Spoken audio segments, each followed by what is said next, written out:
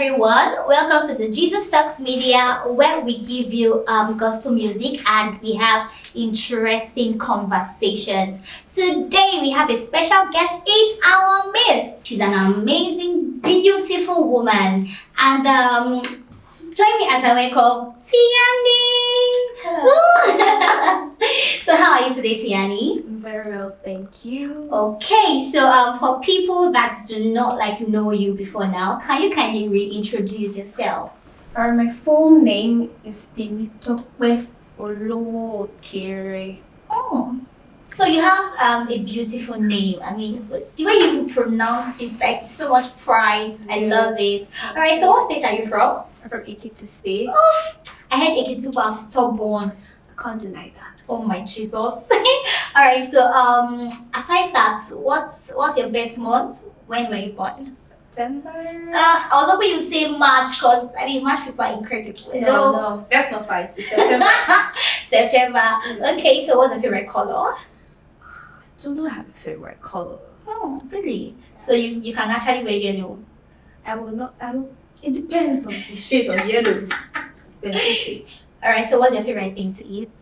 Tell me amala and bakery with you. Yes, with assorted. Yep. Okay, love it. So do you not prepare your favorite food? Yeah, I can whip up a good. I can whip up a good amala. It's the whipping. Is that's a bonus, sorry. The bakery is that will be a problem. Okay. All right. So say any other thing we need to know about you generally. Outside of music, I also own a business and an entrepreneur. It's called Kike. We make handmade footwear, right? Like what I'm sporting currently. Yeah. Love it. Thank you. And outside of that, I'm also a product manager with a financial institution here in Nigeria. Oh wow. Like more like Proverbs 31 woman. Oh my goodness. All right. So you actually have a unique music style, which actually tells a lot of story. So can you explain more about your music style? Okay, so I always like to tell people that when you listen to my music, there's usually some sort of storytelling going on in there, right? And that's because I love stories, right? I grew up reading stories, I grew up writing stories. My dad was a librarian while he was alive, right? So I grew up in a house filled with books. So you to wonder why I love to read, right? So it took a while, right? But somewhere along the line, I discovered that I could transfer my story writing skills or my writing skills into writing music, right? And then I also had the ability to come up with melody, right, on the doing, right? So pretty much that's how all of that panned out. So yeah. Oh wow, that's great, that's amazing. So I love that your music actually tells a story. So speaking of which, you have a new single coming out. Yes, that's right. So how do you feel about that? And I feel very excited and nervous at the same time because I haven't put out music in over 2 years, right? There's a lot of questions in my heart and my mind. Will people listen? Will they like it? Have they moved on from me? Have they not? There are a lot of questions in my mind. There's also been like a lot of change in like the kind of music that I'm going to be putting out going forward. So I'm asking myself, will people roll with this? Will they like this? I mean, and so much has changed in the music industry, right? So Yeah. there's a lot of anxiety is not the word, it's just nerves. I have a lot of questions. But outside of that, I'm very, very, very excited to be doing this once again. But one thing is actually certain, if God is asking you to do it, I mean, you have his backing. So I just want to say to you that don't be scared. Yeah. Okay, we are gonna listen to it. Thank you. Okay, so the music that you're putting out there, can you give us a sneak peek, like the title, what does it sound like? So it's titled Yours, and I wrote this song sometime last year, I think in June. A backstory. Sometimes in February of last year, I stumbled on a song by Torren Wells and it's titled No. And I heard that song the first time, and for like the next 2 weeks, I went on to listen to that song over. I feel like that was like the only thing I even listened to for like 2 weeks because I just could not get over the message of the song.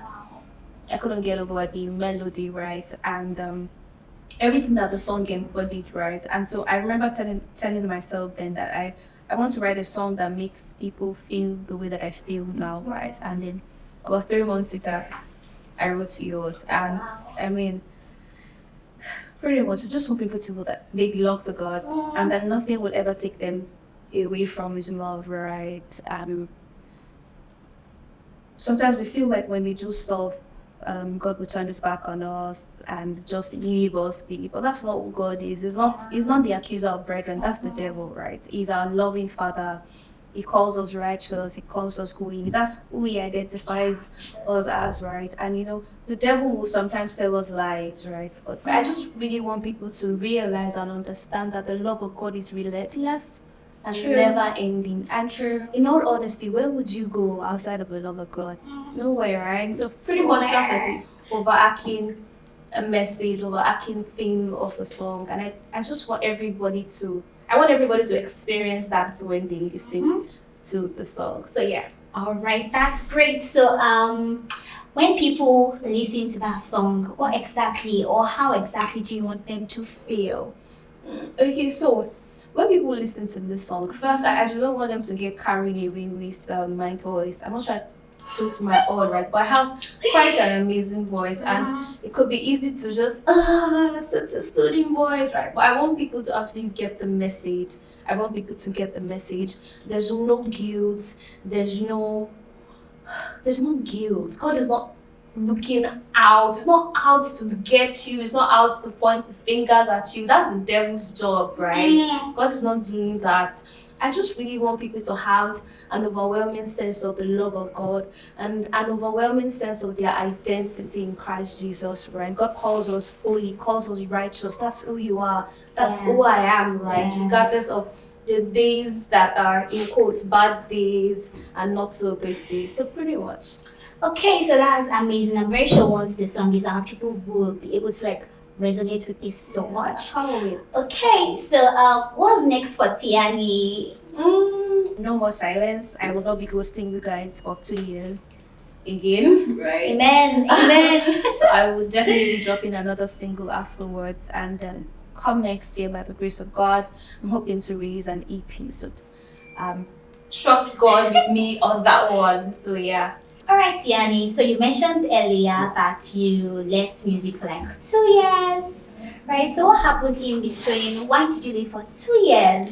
Okay, so it's not exactly like I left and I wasn't doing any more music, but I just did not put out any song in that space, right? So I feel like that time out was necessary for me to gain clarity, right? Especially in respect to the kind of music that I wanted to do. So I started out, it's going to be a long story. So I started out doing music in 2020, put out a song, 2022 I put out another song, but then I thought to myself that it felt like there was more like a trial and error. Let's just see if this thing works. So why not just take some time out and think about this thing, right? And then come back and be like a better prepared artist, right? So that's what that break was about. And in a period of learning, there's a period of clarity. There's a lot more clarity to the kind of songs that I want to do going forward, how I want to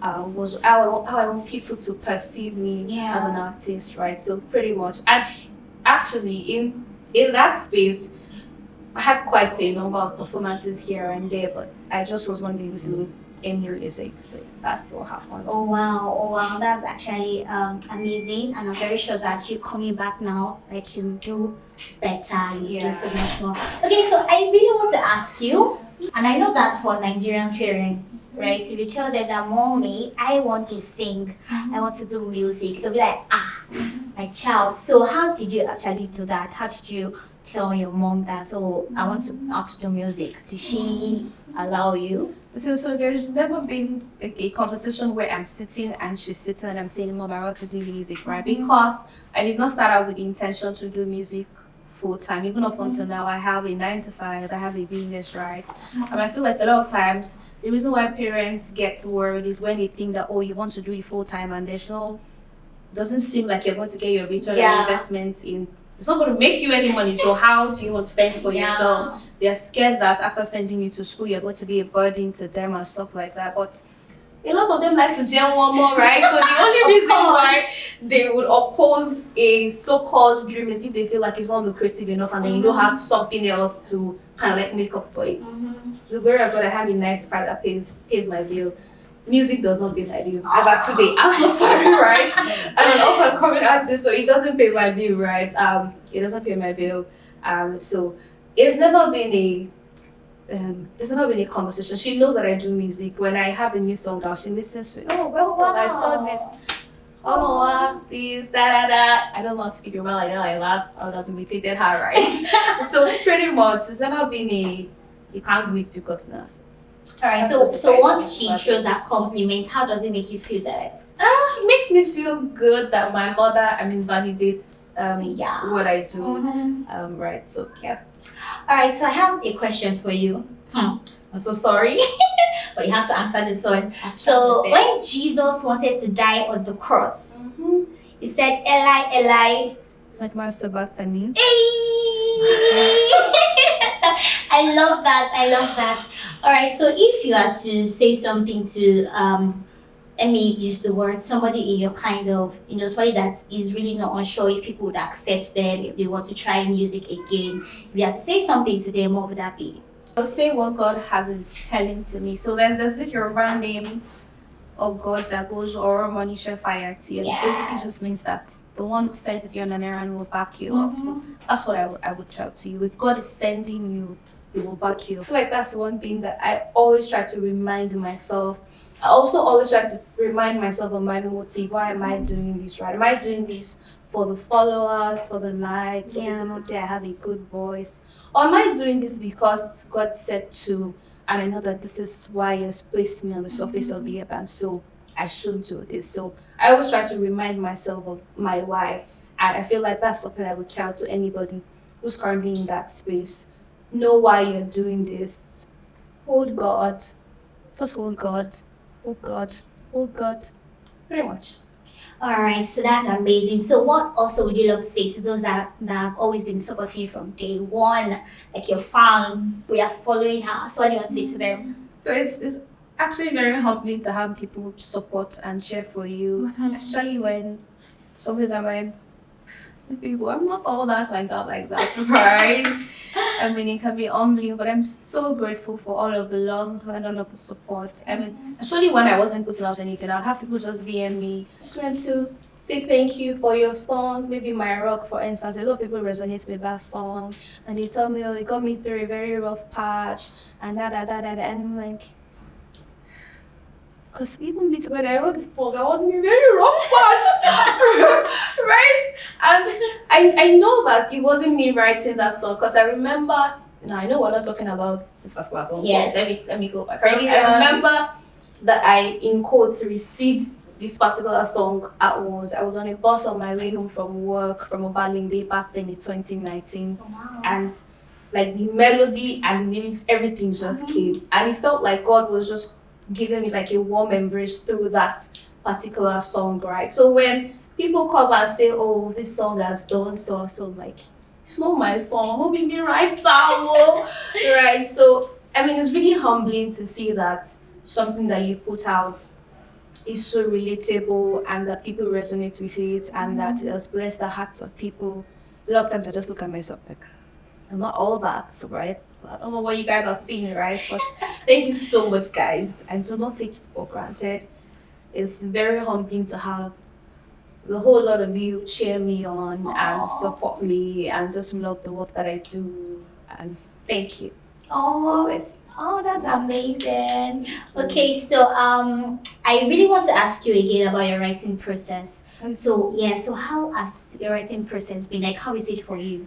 How do you write your songs? So there's no one surefire way to write a song, right? And for me, it comes in like different ways. So sometimes I'm in a season where God is maybe emphasizing something to me, right? And it's very funny when God is emphasizing something to you because God can be very funny. I feel like God has a sense of humor that, bro, like, why are you like this? I'm so sorry. So when he's emphasizing something to you, that thing will literally be in your face, right? So you're opening scriptures and that's what's jumping at you. Yeah. You're randomly scrolling through IG and it's jumping at you, right? So sometimes some of the songs that I write are based off what God is emphasizing to me in that season. And then there are other songs that I just tell myself, I want to write about this. And so I sit down. But that one is a little more tedious because I have to sit down and maybe do some reading, right? Or do some soul searching, right?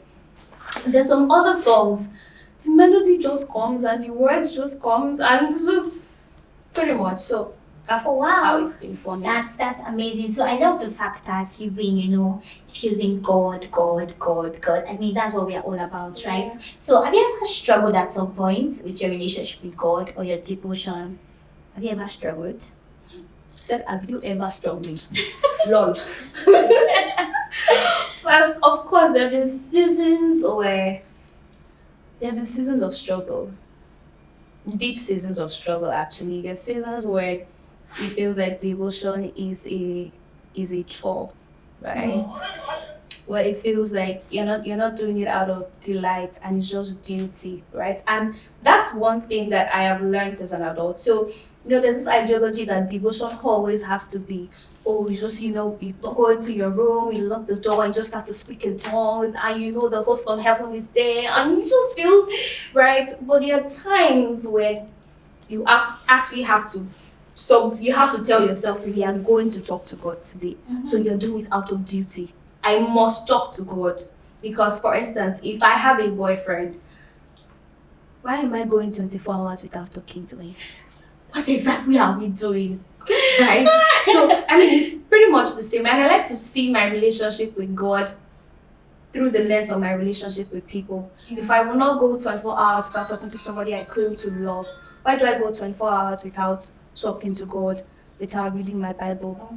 Of course, there will be days when it will feel dry and drab, but devotion requires that I stay. Even in the midst of the boringness, even in the midst of the mundaneness, I would stay. It's dry, it's drab, it's drab.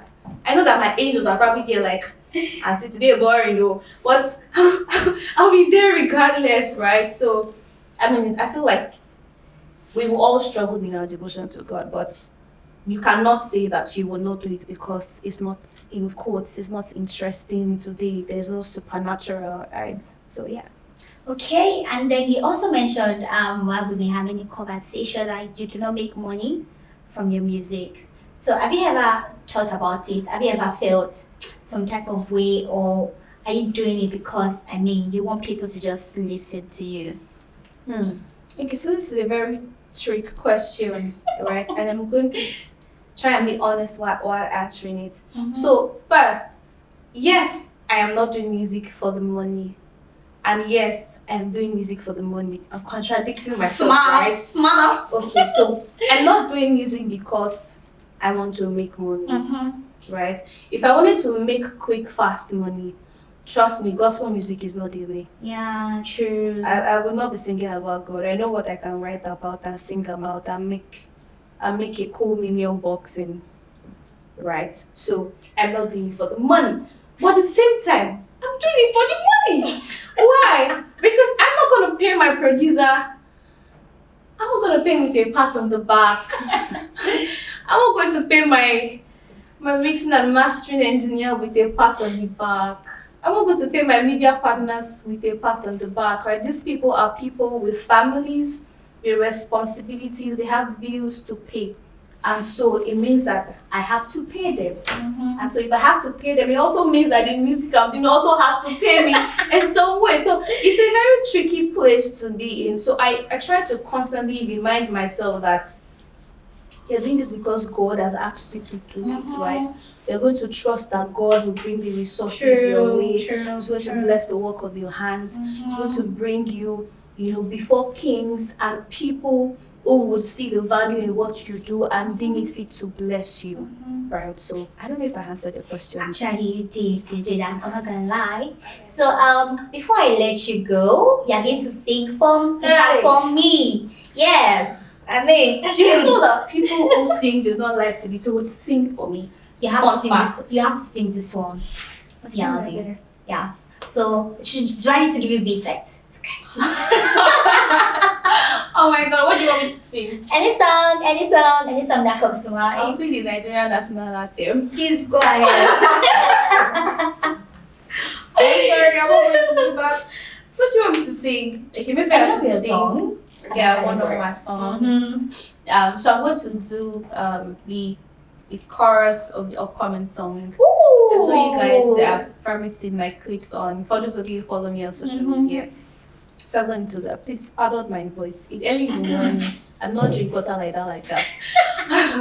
So it goes, I am yours, you're mine. The name is right upon my heart. And even on the days that I let you down, you won't let me go. I could run, I could hide, I could tell myself they're mad at me. But even on the days I think I'm far too gone, I know. But still, Oh my god, I'm shaking. That is wonderful. That's beautiful. Alright, so I really just want to say thank you, Tianney, for doing this with me, the Father God, Son, God, the Holy Ghost. Yeah, and I must say, you're actually very, very, very beautiful. Like, very beautiful. You have an amazing voice. Yes, and I'm sure I'm not the only one that have that opinion. So yes, I just want to say thank you for doing this with me. thank you for having me. Yes, and we cannot wait for your new song. Can't wait to. Alright guys, so that is a wrap on the Jesus Talks Media, where we bring interesting conversations. Make sure you follow us on all social media platforms, on Instagram, on Twitter, anywhere you see the Jesus Talks Media, Jesus Talks Radio, yellow me. Follow, just be clicking follow. And please also follow Tianney, yes, and on our social media platforms. Alright guys, so we can't wait to see you on our next interview session. And I want you to keep that back of your mind. You can start guessing who can it be. But for now, make sure you pre-save Tianney's new song. Yep. Yes, please kindly do so. Link in my bio. Yeah. On social media platforms. Yes. So we leave you to God. Bye. Mwah. Bye.